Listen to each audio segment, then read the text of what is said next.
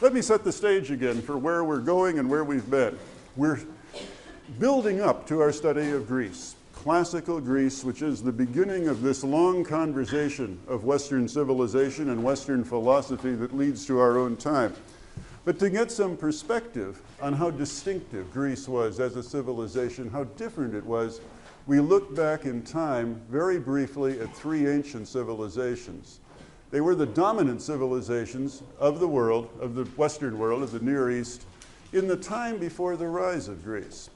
And we talked briefly about how their thought was organized and how differently they saw the social world and the social environment and politics and economics from modern civilizations.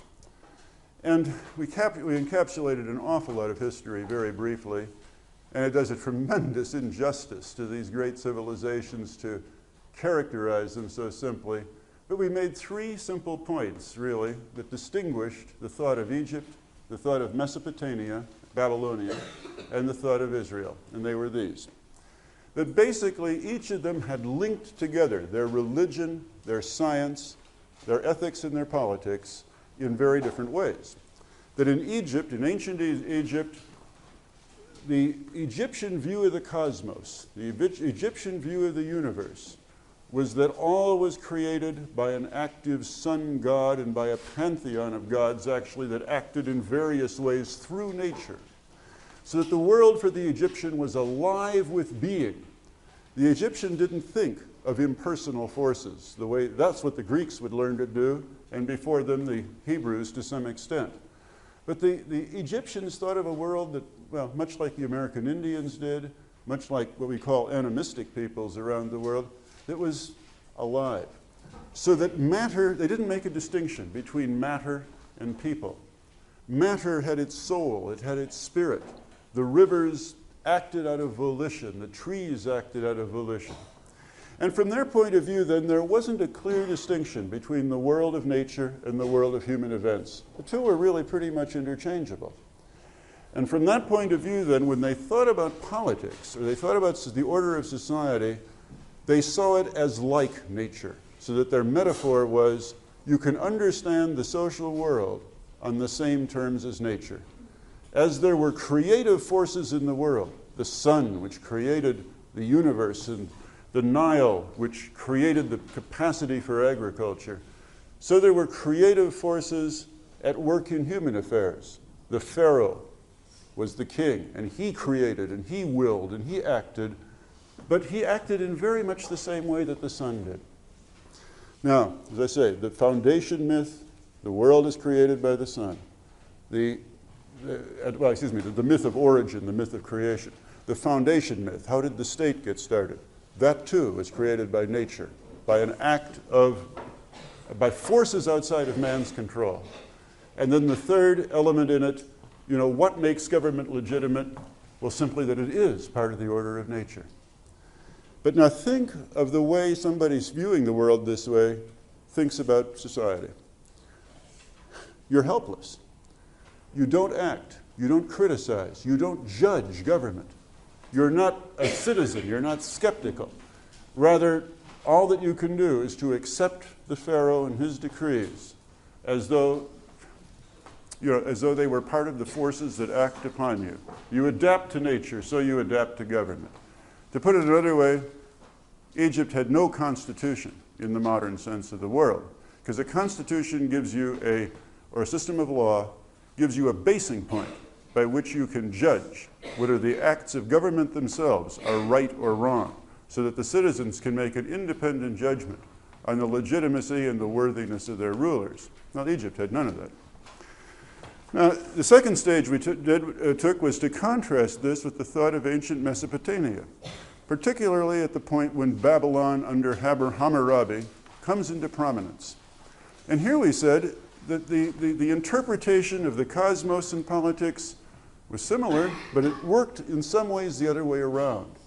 That when the Mesopotamians, and here they were very similar to other civilizations, including the pre-philosophic Greeks, the Norse, and others, when they interpreted the universe, to make the ways of the universe familiar, they put them in political terms. So the gods acted like a parliament or a council. and the events of nature and the forces of human affairs were willed by the gods acting politically. When Hammurabi in Babylon come to power, it means that the god of Babylon has assumed power within the legislative councils of the gods. Now again, from that point of view, man is simply an agent of gods who are also rulers, and earthly rulers are no more than agents of the gods. And then we looked at ancient Israel and we said, here's a contrast. Because the foundation myth of Israel was fascinating. In the first place, creation. God created the world. But having created the world, he had set forth an entity that was in some sense independent of the acts of God himself. God now stood at a distance. He intervened. Yahweh, the Jewish name for God, Yahweh intervenes in history from time to time, but he's not constantly there. So the Israelis have moved a step closer to our modern conception, to what we will call the Greek conception of science. And in politics too, the foundation myth, Moses covenants with God. God accepts the Jews as his chosen people. But the Jews accept God. They're active. They're willing. And the covenant sets up a system of law, the Ten Commandments, the Deuteronomic Code. All of the legislation of the Bible is deemed given by God. So that in the great period when all of this comes to fruition in the writing of the Old Testament between about 900 and 600 BC, there is a sense that you have a basis for judgment. The prophets, Isaiah, the citizen can look at the rulers, can look at the life of society and say, here is a standard, the original covenant, the original contract. If we break it, God will punish us. And this gives us a grounding or a standard by which we can judge our rulers, by which we can judge our way of life, by which we can judge ourselves. The first inkling, the first dawning of this idea of political judgment, of man as a force in the world. It's still mixed up very much with religion. God gives the law. God is the active force creating the state. But now you just begin to see this notion of man, in some sense, the creator of the polity. And so throughout Hebrew history, there is this continual criticism of the Jewish people, of their leaders, of the state of the nation, measured against an ideal, the ideal of the good society, the ideal of the society that is reverent and obeys its covenant as it should, as the chosen people. Now, with ancient Israel, we're moving closer to what we might call a modern or a Greek perspective. But it's still a long distance from what we're about to see. And as I suggested, we told the story briefly of these three civilizations simply so that we could look at Greece, because something rather dramatic happens in Greece. And to see how different Greece was from all the thought that had preceded it, we have to look at what the dominant tenor of thought was in the Middle East at the time that Athens arises, and why it marks a real departure from what had gone before. Now, all in this time we're talking about political power in the world, in the ancient world, was really organized around these great empires. Egypt, down here, the Mesopotamian empires up here. Israel was just a small state. It didn't count for much. But you've got to think that most of this area was organized into very big regimes that lasted and endured for thousands of years. And from this perspective, thinking of this as the known world, the world of the Eastern Mediterranean, Greece was very much of a frontier region.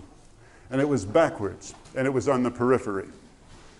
And here creativeness is going to begin. Now that's fascinating because Greece was on the outpost of empire, on the outpost of the center of world affairs for the ancient world, much as Britain was in the 18th and 19th century when, sort of the island off the coast of Europe, when it became the center of creativity and change, much as America was in the 19th and 20th century, an outpost, a frontier of empire when things started to change. Now, I think the thing that is most distinctive about Greek civilization when we begin looking at it is that it never created a centralized empire. And that's its distinctiveness and its uniqueness of its politics, its culture, and its society, and what gave it, perhaps, the peculiar vitality which made it so creative during a very short 100-year period, 200-year period of its span as a great civilization, in a sense. At the time when Egypt was at its height, Mesopotamia was at its height, Greece was pretty much in a period of the Dark Ages. At the time of Hammurabi, for example, what we know of Greece was the Dorian civilization, which, while advanced in some ways, had left little bit of a trace on history. So it was really only in about the year 700 BC, about the time that the Jews were formulating their thought about, and codifying their legends, about the time when Egypt is in decline, shortly after the peak of Mesopotamia, that Athens begins to emerge as an independent state, that the Greek polises begin to take form all over this realm. And they begin to take form within the various parts of Greece. To be sure, Macedonia, which is the name for the interior part, or the mountainous part of Greece, was for a long time more of a rural, rustic region, not advanced. The actual polises, the city-states that we know from history, began to develop in Attica, Attic Greece. And that's the region of the peninsula and the islands off of the south tip of what is today the Greek, well, the main part of the Greek peninsula. There's also Ionia, the Greek islands to the eastern shore, the Aegean Sea, along the coast of Turkey. Now, here's a country that's fragmented. The ancient Egypt lived its life along the Nile. The Nile was a unifying feature, and all of civilization existed along the Nile. Similarly, with the river basins of the Tigris and Euphrates, Mesopotamia is a flat land, and the flat valley created the conditions for something of a unified civilization.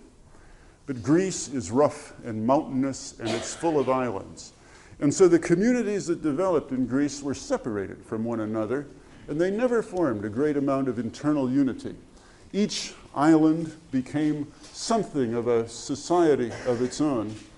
Yes, in the rugged hill country, people didn't have all of that much contact with one another. And so what you began to develop was a dominant pattern of Greek life, a life in which the basic community, by modern standards or even ancient standards, was relatively small. And what you usually developed was what the Greeks called a polis, P-O-L-I-S. Now, it's a hard word to translate. We can translate it as state if we want to, but it wasn't, the Greeks never meant that it was just the government. We can translate it as city, but to us a city means an urban area. We could even call it a community, and that may come closest to what the Greeks meant by the term. But it was an integrated society of relatively small proportions that had a culture of its own, so that it was a central city with a dependent agricultural area, pretty self-sufficient, that it had its own customs, its own culture, and in the Greek phrase, its own constitution. Now, by constitution, the Greeks did not mean a written document. They meant a system, the way the pieces went together. And it meant the philosophy of the country, its customs, its mores, its habits, its way of life, as well as its system of economics and its system of government. There were these poli, the Greek system of policies, was very diverse. There were over 100 of them that Aristotle collected constitutions for, and they came in the most widely remarkable variety of forms. And the Greeks themselves, as they began to achieve a certain self-consciousness about their own society, were just fascinated by the differences between them. Now, for example, in our own, what has come down to us, I suppose the most startling contrast is that between Sparta and Athens. And as we know, this is, in terms of politics and economics, just about the most radical or sharp distinction that there can be. Sparta is the classic garrison state. We would call it today a totalitarian society.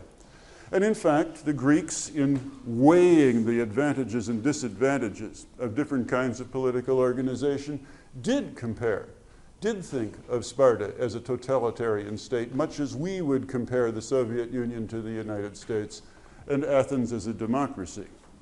This didn't mean that they were opposed necessarily to Sparta. In fact, the Athenians, people from other more democratic city-states, polises, frequently felt that there was a lot to be said for the Spartan way of life. They were successful in war. They maintained their independence. They had a vitality and a unity. They avoided divisiveness in ways that a lot of other countries really longed for. And as we'll see when we get to reading Plato's Republic, Plato's ideal of a utopia looks in many ways very surprisingly like the Spartan constitution. Well, anyway, in any event, in Sparta, you had a civilization that was organized rather much along military lines. Education began at an early age. Children were taken from their families and sent to school, primarily to learn military arts, to learn to be hardy, to learn to withstand pain, to learn to withstand inconvenience. The community, the Spartans ate in community mess halls. From 7 to 30, male children were given military education. Men were encouraged to have wives that were fit to breed soldiers. A man not married by the age of 20 could not attend the council. He was not truly a citizen. But this was a matter of national policy. The idea was to keep a population of soldiers, a garrison state, alive. The metaphor for government was, the metaphor for society was military. One lived in regiments, one lived a very regimented way of life. Similarly, you organized the Spartan economy in such a way as to provide what we would today call self-sufficiency or autarky, so that you didn't have to depend on the rest of the world. And so you had what we might call a centrally planned economy in which Sparta tried to grow and produce everything it needed at home. It tried to keep out foreign traders so it wouldn't depend on trade with the rest of the world. In fact, one of the things that it did, it adopted iron as its official unit of currency so that people would not be tempted to carry too much of it around with it. I mean, these things weighed 5 or 10 pounds, and if you were going to go around trading, you had to pick up this great big thing and carry it to the store. And the notion was that people wouldn't be tempted to trade much overseas if they were carrying around iron money of one kind or another. Sparta was governed by 2 kings and a senate, an assembly that ratified the actions of the kings. Until about the 6th century, there was some element of democracy, you might say, in Sparta. The Athenians were fascinated by the way the Spartans went about democracy. The vote was won by the side that shouted the loudest. Nobody counted heads. Just whichever side shouted the loudest won the vote. There was a kind of measure of intensity of how strongly one side or the other wanted something. But it was the darndest political system anyone had ever seen, basically. Now, Sparta was one form of the polis. There were many. I mean, it was totally atypical. But it just shows how distinct they were. But again, we look at Sparta now to see how distinctive Athens was. Because Athens was the country that we all think of that has come down to us as really the seedbed of Western democracy. So we'll look a little bit at Athens and how it developed and how it became a democracy and what democracy meant to the Athenians, what this model looked like. In this course, we're looking at great books of political theory, but in a sense, Athenian civilization, the way it was, or the way the Western world imagined Athens to be at its height of power, has also come down to us as a kind of a model. Well, Athens is in the south, of course. It's on the seacoast. It has access to the Aegean. It is a port town surrounded by a nice agricultural area. It's a fairly warm place. But when you think back on Athens and we think of You know, all that happened there, all that we remember, the trial of Socrates, the writings of Plato and Aristotle, the Parthenon, just everything that we associate with ancient Greece, it's remarkable how small it was. And one does have to get some sense of the size of this community. And the best way for you to feel at home in Athens, to feel for the next 3 weeks like you're part of this and are a participant in it, is, I suppose, to put it this way. In the age of Pericles, in the Golden Age, as far as we know, there were about 30,000 citizens of Athens. Now, citizens were free people who were also male, so keep that in mind. No women's suffrage yet in Athens. Now, in addition to those 30,000 citizens who were the heads of families, freeholders, they were businessmen, agriculturists, some ran small industries. There were about 10,000 of what were called metics, M-E-T-I-C-S. And the metics were foreign traders, because Athens was an open country that did a lot of commerce with the rest of the Aegean Sea. Now, they lived in Athens, but like people who represent foreign companies in the United States, they didn't have voting rights, they were not citizens. And then there were about 100,000 slaves. Now, think about this. I mean, the great democracy of the ancient world was a slave democracy. But don't get impressions in your mind of Uncle Tom's Cabin and of black slavery in the United States. It is true that sometimes Athenian slavery was brutal. The people who worked in the mines were treated horribly and they died at a young age. But on the whole, many people who wrote in ancient Athens said that you couldn't tell the difference on the street between a slave and a citizen. A slave wasn't free, to be sure. The slave could work in the factory, sometimes on the farm, but it wasn't as if you had big plantation agriculture with hundreds of slaves working from dawn till dusk. The Athenian landholding unit was only a few acres, and so the slave was really part of the family in a sense. He or she wasn't an independent person, but he or she was part of a household. And that household gave that person, as far as we know, in many cases, certain rights, a certain respect, and a certain dignity that we don't always associate with slavery. Now, that's the bright side, but nonetheless, it was slavery. And nonetheless, what we are saying is that this great democracy was one in which only about 30,000 people voted, but in which you had 100,000 slaves. Now, we're still only counting men. So if you'd sort of double all of that, just to account for women and children and family structures, you get a population, I would guess, somewhere between 250,000 and 300,000 people.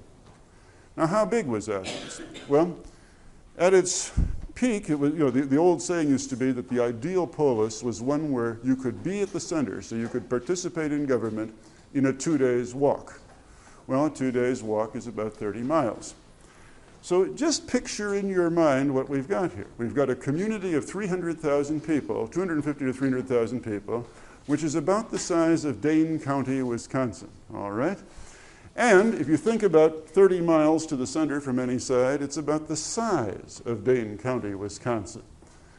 Now, if you want to kind of get this in perspective, the University of Wisconsin has 44,000 students.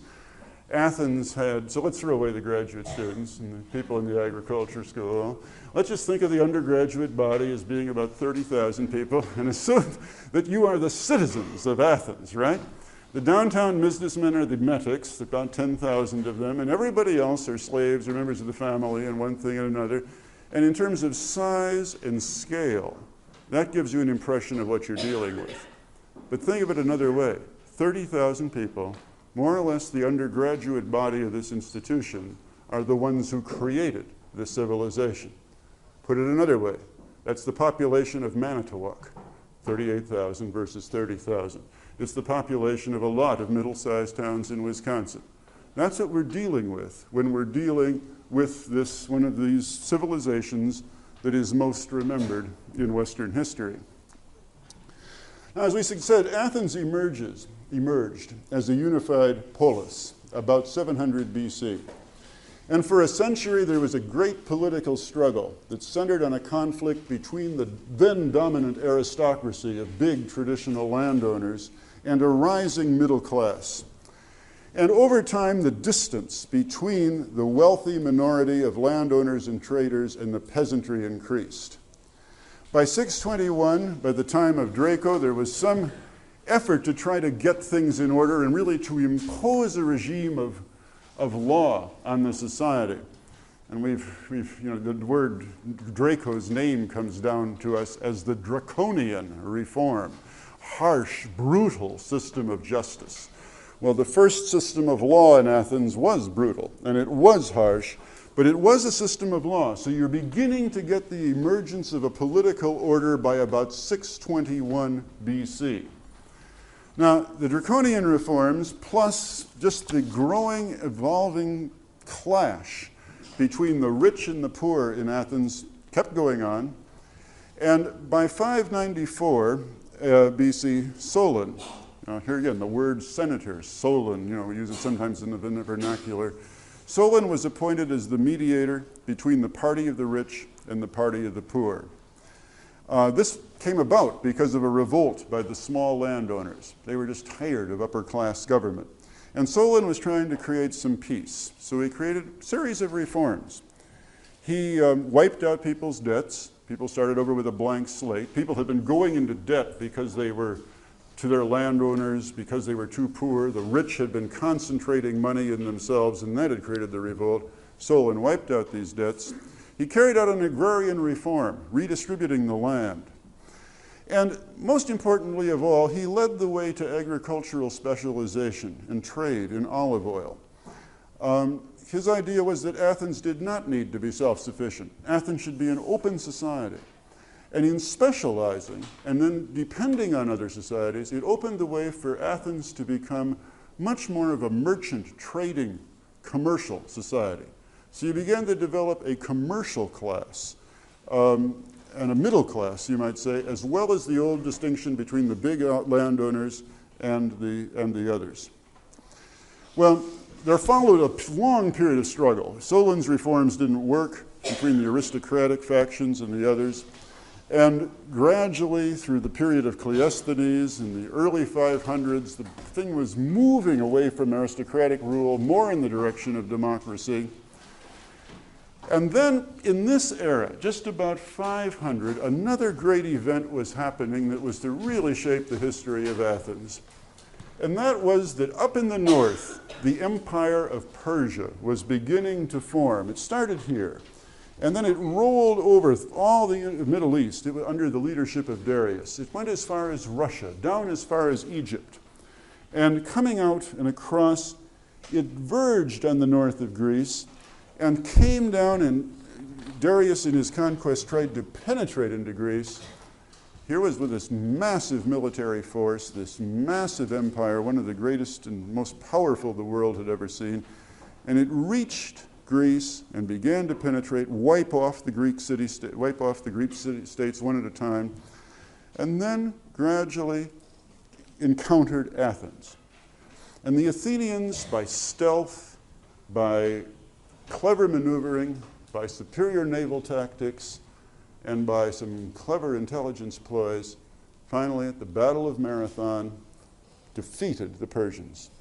Gradually the tide turned. The Athenians, together with other members of the Greek League of States, pushed Darius back, and Athens became the dominant power, really, or the dominant city-state. Well, what happened then opened up the great golden age of Greek history. Athens was going through a nationalistic period, very much, I suppose, like the United States after the Second World War. We had freed the world, just as the Greeks felt that they had maintained their independence. And there was an outburst of nationalism, an outburst of pride in country, and then this enormous outburst of creativity that accompanied the Greek Golden Age, that expressed itself, I suppose you can say, all through the following century, from the Battle of Marathon, from about 479 BC on through to the death of Pericles in 429, when Athens was really at the height of its creative power. Now, during this period, in this great golden age, Athenian democracy took its shape. And what you had was what we would today call a remarkable experience of participation in government. People look back to Greece and they say, what distinguishes it is that people didn't separate the governors from the governed. This was government by the people in a way that the world has seldom realized anywhere. In the first place, all the citizens, all 30,000 of them, were entitled to meet in the assembly 10 times each year. And anybody could speak who could get a hearing, which was a little difficult. Obviously, that was an inconvenient number to rule, and so by lot now, an election, but not by running in political parties so much. Well, to some extent they did. A council of 500 was selected and an executive committee of 50 from this. And the executive committee really pretty much governed the society. But it was chosen of average citizens. It was not necessarily representative of any particular elite group or any bureaucratic class. The president of the assembly served for only 1 day, and that was rotated by lot. Curiously, Socrates was president of the assembly once, at a time when the assembly was getting out of control. They wanted to impeach the Navy for having lost a battle somewhere, and Socrates thought the motion was irregular and squelched it. It was an irregular motion. That was remembered, by the way, some years later when Socrates was tried by the Athenians. But it just happened that Socrates himself, this kind of bizarre philosopher who wandered through the streets asking silly questions, he too could be president. Lots of bizarre philosophers have been presidents from one time or another, but he only got to serve 1 day in his job. The Army and the Navy were organized basically on a voluntary basis. It's something I've always sort of liked. 10 generals that were hired led, but then from then on, it depended on what you could provide. If you could provide a few infantrymen, you got to be a sergeant. If you could provide a ship, you got to be the captain. If you could provide a horse, you got to serve in the cavalry, which is sort of a delightful way to run a military force in some ways. It worked extremely well under duress. But people had this feeling, it never became a professionalized military. People went off to battle, but then they came back. And so you created this political spirit of Athens, one of mass participation, one of government by amateurs. The law courts, for example, consisted of 201 to 501 people. They were like assemblies. The trial, the court that tried Socrates was one of these massive assemblies. And the argument was more like a forum or more like a legislative body than it was like a court as we would know it. So you didn't even have a specialized judiciary. The citizens were expected to know right from wrong. Every year, about 1 out of 6 citizens took an active part in government. And for this, one would be by turn, a soldier, a sailor, a judge, a legislator, an administrator of some kind or another. And for this reason, the culture developed the habit of engaging in political deliberation.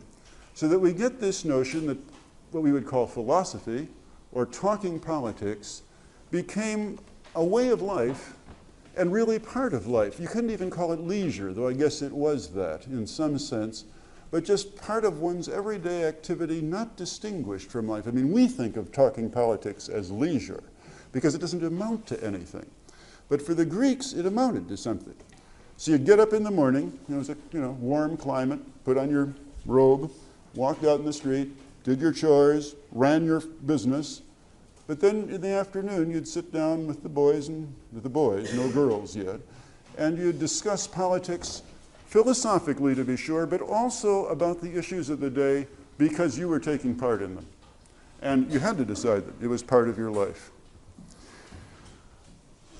The sense of political participation, the Greeks thought, was necessary for wholeness of life. It was a duty of the individual to participate in politics, both for himself and for society. Pericles, in his funeral oration, put it this way: "Here each individual is interested not only in his own affairs, but in the affairs of the state as well. We do not say that a man who takes no interest in politics is a man who minds his own business. We regard him not as harmless, but useless. If few of us are originators, we are all sound judges of policy. A person who minds his own business is not a good man. A person who minds his own business and does not participate in public affairs is not sticking to what he ought to do, and he's not harmless, he's useless. And that was a Greek view that contrasts quite a bit to our very specialized view of the same thing. Now, in saying these things, we're beginning to see how a certain set of values of wholeness, participation, of politics as a way of life, of reflection and concern and care for the community became integrated with Greek life, or at least the myth of Greek life, with the ideals of Greek life at the highest form of their point in their civilization.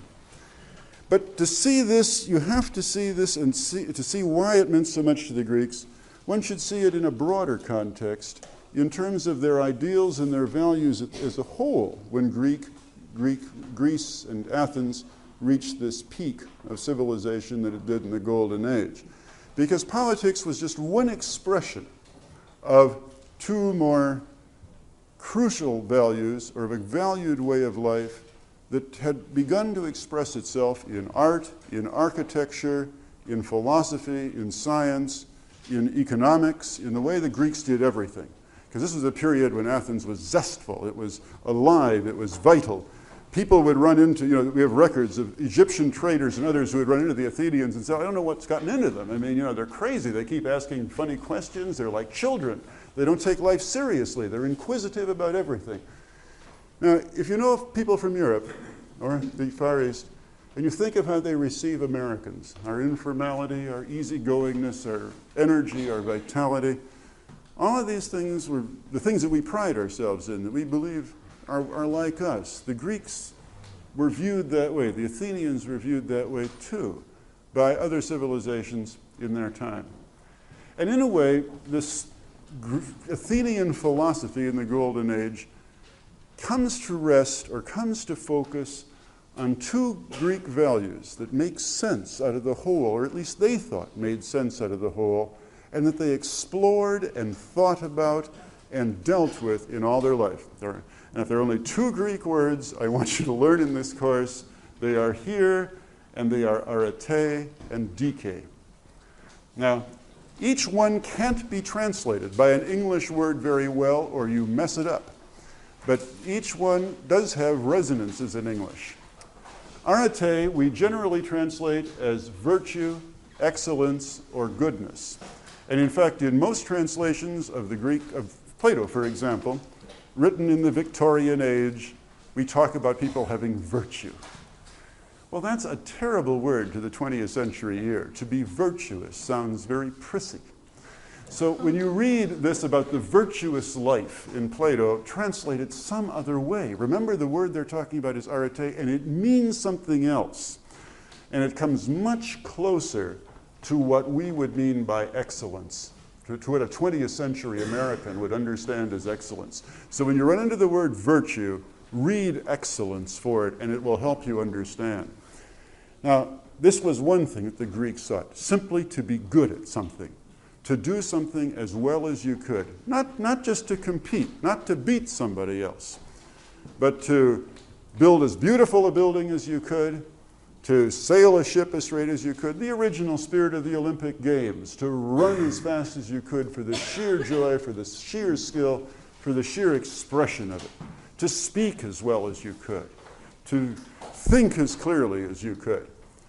And as we'll see, they played with this idea. As we get into both Plato and Aristotle, this becomes an idea, it's in their culture, and then it becomes the center of Greek speculation. Now, that meant the pursuit of excellence, as we'd call it, the pursuit of goodness in everything was one of their expressions of their life at the high point of their civilization. The other crucial word was dike, and that meant justice, which again looks like a big political word. But dike has many meanings. It also means harmony, balance, proportion. And the two words go together because they had to be expressed together. What you wanted was harmonious goodness, balanced or just or proportionate virtue. Think of the Parthenon, an elegance and a simplicity of style, not spectacular architecture, but a combination of balance, harmony of form with just excellence of its own kind. Now, you sought the same thing in politics, you sought the same thing in poetry and in music, but you sought it also in daily life. A good person was not one who was simply excellent. Greeks didn't like specialization. Somebody once said, some ancient Greek poet once said, a person should play the flute, but not too well. You shouldn't play it all the time. I mean, the Greeks would have just been curious about our modern conception of the Olympic Games, that somebody should do nothing but play volleyball for 5 years. Now, you may get to be very good, excellent at volleyball, but you lose all sense of dike, all sense of proportion, all sense of balance. Now, come back to politics. It wasn't good simply to make $1 million running your factory as well as you did if you ignored public affairs. On the other hand, it wasn't good to spend all your time being political at the expense of your family, the household, the farm, and all those things. You required excellence in all things, but excellence that resulted in justice, in harmony, in balance. And we'll see these two ideas playing in and out of Greek philosophy, rationality, art, and culture. But we'll see them particularly when we enter the domain of Greek thought and see how the Greek worldview, the Greek philosophy came into being, which we'll begin doing next time.